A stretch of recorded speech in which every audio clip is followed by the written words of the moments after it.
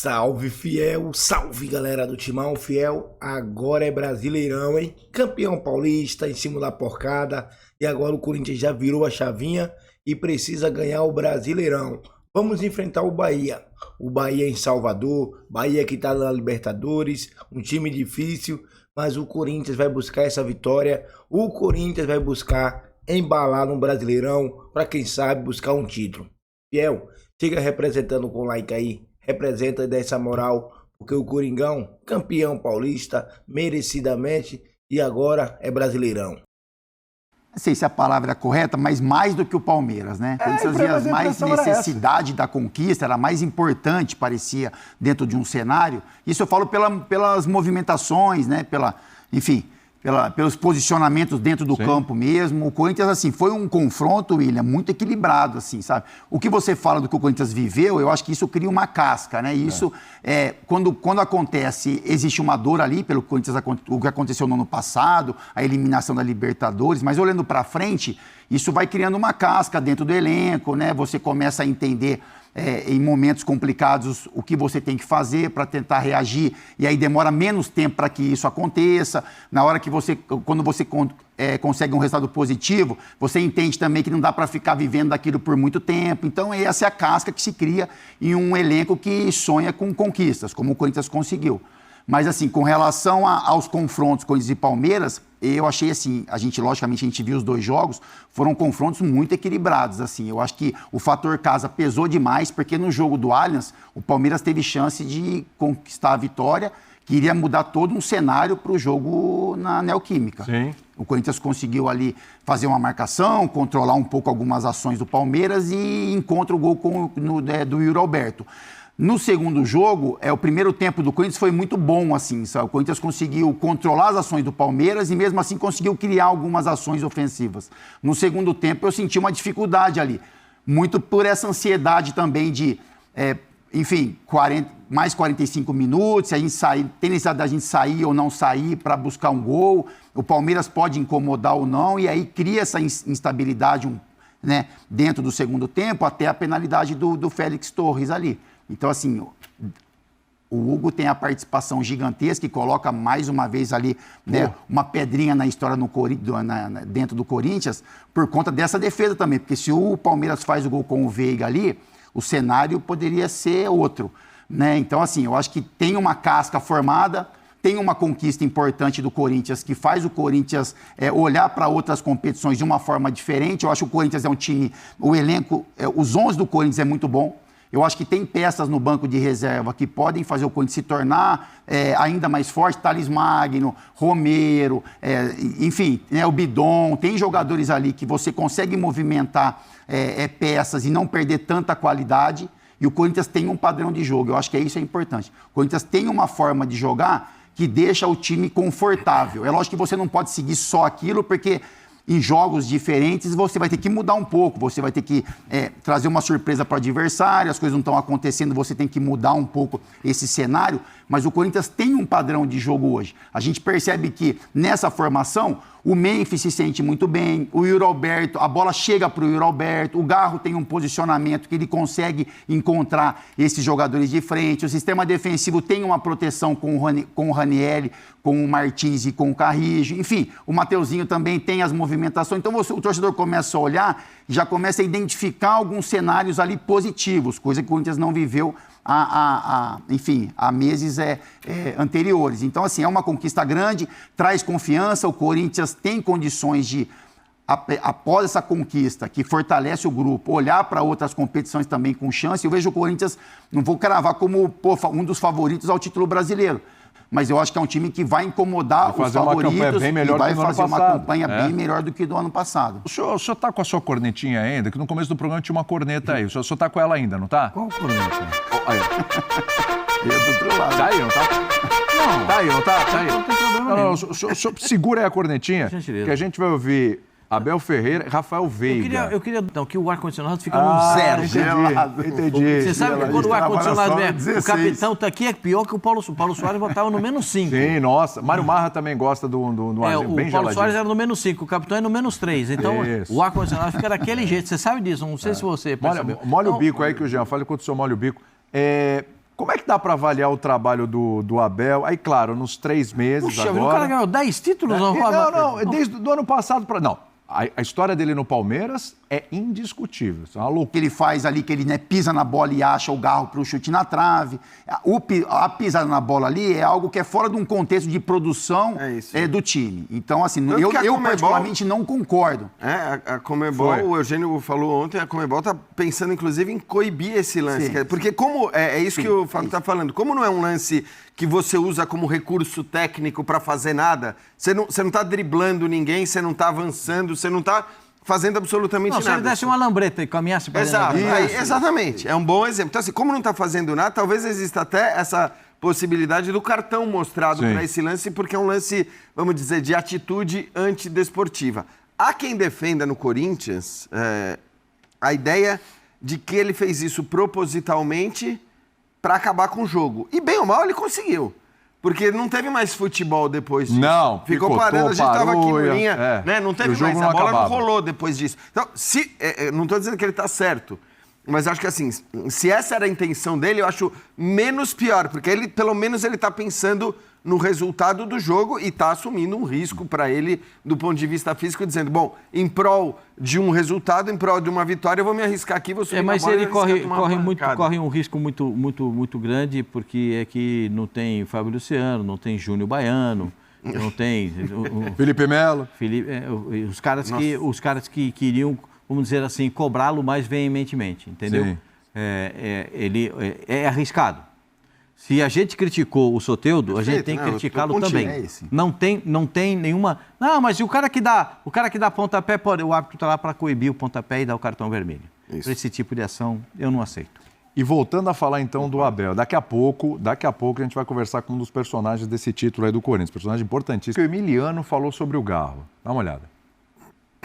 Ele ontem sentiu, já todos sabem, porque apenas aconteceu, ontem não podia caminhar. Hicimos el táctico y no podía caminar. Entonces preparamos otra opción de juego y él hoy se acordó, me mandó un mensaje, eu vou jogar, ainda assim é meu último jogo, minha carreira, me falou. Imagina se não vai poner um cara assim. Não dá, né? Aí, Fábio, você é melhor do que ninguém pode falar isso. Olha, então, aí é que a gente fala. Não é que os jogadores do Palmeiras estavam nem aí com ele, não é isso.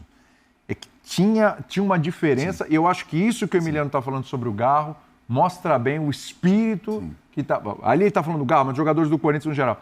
Mas ali, o espírito do Garro por uma decisão. Porque a gente fala é Campeonato Paulista, mas, cara, é uma decisão contra o Palmeiras com tudo que estava envolvido, né?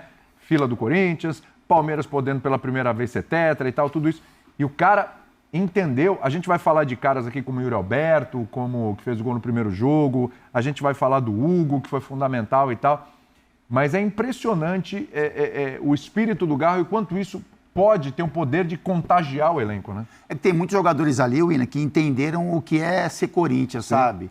E aí não é nem essa questão, porque o Garro é um cara que ele não tem o que a gente imagina que um jogador do Corinthians tem que ter, como o Romero, por exemplo, sabe? Que vai correr, que vai marcar, que vai lutar. O Garro é outro perfil de jogador. Mas ele entende o que é o Corinthians, sabe? Então você percebe, mesmo nessas ações técnicas dele, que ele tem muita qualidade, e ele sabe onde ele está. Sabe?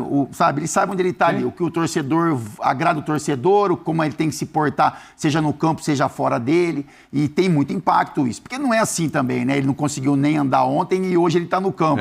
Porque os caras não são malucos também, né? Valorizado. Lógico que tem uma valorização ali na declaração. Que ele não estava em literatura. É isso, é você elevar aos extremos, né? Claro. O que aconteceu. Mas o jogador que tinha um problema físico, ele tem, isso fica claro no jogo, né? Porque as movimentações dele estão bem limitadas. Enfim, ontem até ele tentou, né, criar, em muitos momentos ele fez uma recomposição, né? Então tem os arranques ali no campo, que o torcedor dá muito valor para isso, né? Então, sei lá, o Corinthians perdia uma bola e dava um arranque de 30, 40 metros para recompor, ajudar um companheiro que estava em uma outra função, enfim. Mas é um interesse que o corintiano gosta de ver em campo, de um jogador da qualidade dele. E eu acho que é o espírito desse time também. Então, assim, o Garro demonstrou isso, por exemplo, na declaração do Emiliano, como, enfim, né, o Hugo demonstrou em outro jogo, o Yuri Alberto demonstra quase todos os jogos, né? E é o que a gente fala do Yuri também, porque o Yuri é um jogador que hoje vive uma fase iluminada, mas quando ele não viveu o seu melhor momento, O torcedor não deixou de acreditar nele porque é um cara que sempre lutou, que sempre se entregou, que entendia o que estava acontecendo de ruim com ele, mas o que precisava ser feito dentro do campo para que ele permanecesse ainda atuando pelo Corinthians. Então é isso, assim, eu acho que essa declaração do Emiliano resume muito bem o que é esse elenco do Corinthians e eu acho que o torcedor também reconhece isso na arquibancada. Vamos ouvir o Yuri, o Mateuzinho, o Romero, e aí eu vou passar a bola para vocês. Vou te falar. Tapa na frente e vai sair dentro da grande área. Essa é a jogada do Yuri Alberto. Eu estou falando alguma coisa que as pessoas desconhecem. Quando você bota o Yuri Alberto para jogar de costas para o zagueiro, o que aconteceu? Acabou, você não vai conseguir. Porque o zagueiro vai bater nele, vai tomar a bola, vai tomar a frente, vem o volante, tem uma sobra. É sempre difícil. Quando muda a característica de jogo e a entrada no Memphis, essa história se modifica completamente. E ele é o artilheiro do Brasil na última temporada. Então, ele já traz isso. Claro que ele foi criticado porque ele não conseguia jogar nessa função de homem do chamado pivô. Ele não consegue ser o pivô. Não consegue ser o Evair. Né? Quando eu falo de pivô, eu lembro do Evair. Né? Porque o Evair escorava a zagueirada e dava só... E se precisar, ele segurava e batia para o lado para chegar dando de jogador. E vai era um monstro de jogador. Sim. Agora, parabéns para o Roberto, que conseguiu se reabilitar no futebol. E parabéns para o Corinthians, que conseguiu encontrar o verdadeiro posicionamento do Roberto. O Roberto se consagrou, especialmente no Internacional, porque ele sai do Santos e vai para o Internacional, ele sai desacreditado. Foi mesmo. E quando ele se estabelece no Internacional e vai jogar no futebol da Rússia, por quê? Porque ele tem esse perfil da velocidade. E se o treinador enxergar isso nele, vai ver um jogador que pode resolver muitas situações. Ainda ontem, a melhor jogada ofensiva ainda foi do Corinthians. Você sabe quem salvou? Quem? Flaco Lopes. Você sabe quem dá o carrinho para tirar a bola? É o Flaco Lopes, que vem lá do ataque e acaba tirando a bola antes de chegar no Everton, no goleiro do Palmeiras. Então, o Corinthians ainda teve isso, teve mais esse brilho durante o campeonato, que é do Yuri Alberto. Acho que é um jogador que, nessa função, se for para jogar assim, poucos jogam como ele. Poucos. No arranque e na finalização. É uma corrida e uma finalização. É um tapa para o lado e uma finalização. Aí você pode contar com ele, porque é a característica dele. Agora, se você esperar ele dominar uma bola, o zagueiro cegar para ele poder fazer aí não vai conseguir. Esse é o Memphis, que domina uma bola, olha, você tem que dar uma caneta no cara, dá. Se tiver que dar um chapéuzinho, uma touca no cara, ele dá. Porque é o cara que faz a diferença. O Yuri Alberto não, é do arranque e finalização. Aliás, né, Jean, quando chegou o Pedro Raul, já foi uma transação muito contestada. Sim. Pô, o Pedro Raul, era sempre assim, o melhor é quem estava no banco, né? Então o Pedro Raul jogava, não, aí o Alberto entra, não, o Pedro Raul é melhor, ele tá... É igual, antes de chegar o Angileri, era o lateral esquerdo do Corinthians. Exatamente. Então, assim... Tinha ainda essa discussão, Yuri Alberto e Pedro Raul, em dado momento. Que é uma discussão bizarra. Né? Exatamente. E hoje é indiscutível, né? Com todo respeito ao Pedro Raul, que inclusive está começando muito bem. Fez o gol do título aí do Ceará, exatamente, está começando muito bem a trajetória dele no Ceará. Não é minimizar o jogador, mas assim, obviamente você tem níveis claramente diferentes e isso sempre foi muito claro, ou tinha que estar muito claro para as pessoas, porque o Yuri Alberto, inclusive, quando ele sai do Brasil e vai para a Europa, ele sai com uma expectativa enorme. Muita gente apostando que ia dar 2 anos ali, ele ia estar jogando na Premier League, na Espanha, na Itália, na França, numa grande liga do futebol europeu. E não foi o que aconteceu no fim das contas. Para a sorte do Corinthians, ele volta, demora sim a engrenar. Acho que num começo, porque era absurdo, como o Corinthians não criava nada, a bola não chegava para ele, aí para o centroavante fica difícil. Depois teve esse outro momento que o Pascoal lembra, e ali ele, de fato, dava para muita gente a impressão de ser um jogador pior do que ele é. Porque acho que quem viu o começo da carreira dele sabe que ele é um jogador com muita qualidade técnica. E agora está ali, assim, acho que a cena dele, porque impressiona, né? Você vai dizer, poxa... É um campeonato estadual, ele está daquele jeito, com aquilo ali tem muito a ver, a emoção, o choro, tem muito a ver com a história pessoal dele, né? Com o que ele viveu, com essa loucura que é tão característica do futebol brasileiro, das pessoas serem alçadas, né, ao céu e à terra tão rapidamente, é o pior do mundo, é o melhor do mundo, né? Então o cara sai de uma posição de contestação, não serve para nada. Não, é o Yuri Alberto seleção, exato. No banco fica. Aí vira a seleção, entendeu? Ele estava inclusive na lista, né? Tava na estendida, na pré-lista ali do... Fez a tatuagem do da taça do Paulistão aí já. Então, que você vê o peso do título para... Então como que você vai contestar a importância do título, né? Aí estamos falando de um jogador especificamente, mas olha o que significa e olha o quanto provavelmente esse título alivia as coisas para ele e certamente faz com que o prosseguimento da temporada seja menos tenso do que seria se o Corinthians tivesse perdido ontem. É o carimbo que às vezes falta, né, Fábio? Tudo bem, é o Paulistão. Não, mas Vou falar pela 1000ª vez, mas olha o contexto. Né? E aí, para um cara como o Yuri Alberto, que assim, a gente estava até lembrando aqui, ontem à noite, a gente está puxando pela memória, no Inter ele não ganhou título, porque já era aquela sequência que o Grêmio ganhou vários títulos estaduais. Acho que no Santos ele não chega a ganhar título também, né? E com o Corinthians agora ele tem essa... Eu vou até checar aqui, mas no Corinthians agora ele tem esse carimbo aí, né? Não é a competição só, né? O Campeonato Paulista, mas tem um contexto, né? O cara que faz o gol da final, né? Porque, e assim, virou um... Contra o Palmeiras. Virou um carrasco do Palmeiras. Sim. Então, Campeonato Brasileiro, atenção, a primeira rodada, graças a Deus, vai começar. Primeira rodada, olha quantos jogos no sabadão. Juventude e Vitória, Fortaleza e Fluminense, olha esse jogo aí, hein? Grêmio e Atlético Mineiro, São Paulo e Sport, Cruzeiro e Mirassol, a estreia do Mirassol na Série A contra o Cruzeiro. O Cruzeiro tem muito que provar esse ano, hein? Com elenco, investimento. E olha só a noite, hein? Flamengo e Internacional, 2 candidatos ao título. Flamengo e Internacional. A gente já começa com esse jogo. E é bom lembrar, vendendo nosso peixe aqui, tem linha de passe sábado, hein? Normalmente é domingo. Esse final de semana, sábado, depois de Flamengo e Internacional. Domingão tem Palmeiras e Botafogo. É o encontro do campeão com o vice. Vasco e Santos. O Santos retornando à Série A, reencontrando o Carille. Bahia e Corinthians. Olha só a pedreira aí para o Corinthians. Bahia e Corinthians já também olhando para o meio da semana, né? Vamos ver como é que eles vão armar os times, porque um tem Sul-Americano e outro tem Libertadores. Bragantino e Ceará na segunda-feira à noite. Tá? Essa é a primeira rodada do Campeonato Brasileiro. E aí, aquela velha pergunta. Pergunta acho que até não é velha, não, acho que ela é inédita, acho que ninguém nunca fez. E aí, hein? Tem favorito ou tem favoritaço para o Campeonato Brasileiro? Vai lá, Pascoal, vai. Tem um favorito, assim, muito disparado pelo elenco, que é um elenco incomparável, né, que tem o Flamengo. Incomparável! Muito bem, o senhor acertou. Agora, o Fabrício dá risada, ele acha... É ótimo, isso é ótimo. O Flamengo está numa prateleira completamente distinta. É mesmo, está numa prateleira única. É distinta. Não precisa abrir a imagem, a câmera, não. O Flamengo está aqui, ó. Aonde? Aqui. Os outros começam aqui.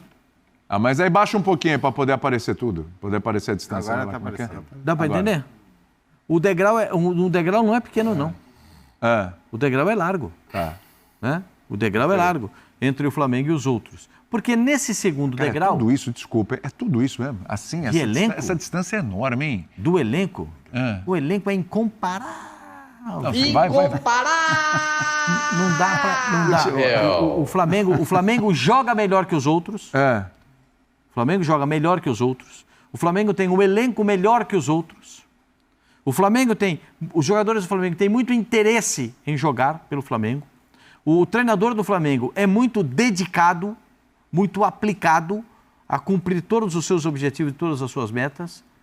Eu não vejo, o Flamengo a estrutura do Flamengo proporciona isso. E eu não estou, vocês perceberam que eu não falei de torcida ainda. Né? Pois é. Eu não falei da torcida, porque eu acho que só isso. O Pedro já vai começar o Campeonato Brasileiro? Ainda não, né? O Cebolinha vai começar? Acho que ainda não. O Matias Vinha. E o Bruno Henrique? O Matias Vinha vai começar?